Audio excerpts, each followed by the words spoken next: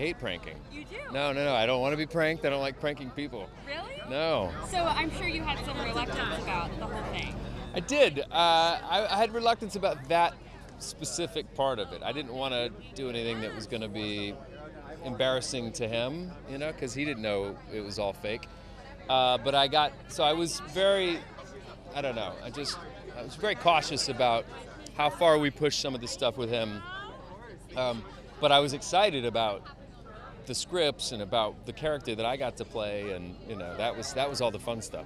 I would never even call it a prank show. I said from the beginning I don't want to do a prank show. It's not fooling him. The purpose of the show is to sort of create this hero's journey for him, and yeah, we're keeping him in the dark, but we're laying out a path for him to sort of be our hero at the end. So, but there's a live theater kind of high wire element to not pranking him, but keeping him believing that this whole thing is real, is what I'll say.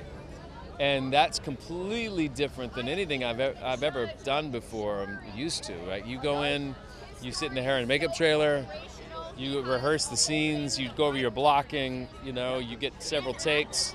None of that was in place for this. No, it was one take, no hair and makeup. There's no, you know, it was, yeah, you're just kind of got to stay in the zone. We obviously prepped for a best and a worst case scenario when the show was coming out. I mean, this was nowhere near our best case scenario that we were preparing for. Like, nobody saw this coming, so a sleeper hit would be the best way to describe it. After the reveal, though, I went through transitional periods, you know, because I had to go through a month or so to adjust back to normal life. Then after that, I had to go back to working my regular job. And then after that, once it got closer, I had to prep for the show to come out and what potentially could happen. So it's just been phases, I guess. Good. What's up, buddy? What is this?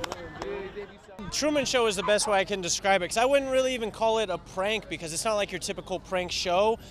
Because truthfully, if it was, I probably would have been mad at some points, but like everything was done in like a positive, lighthearted manner that it was impossible for me to be mad. But like on the day of the reveal, it was more of just like disbelief. Like I couldn't believe that everything he was saying was the truth. You know, that felt like that was the lie.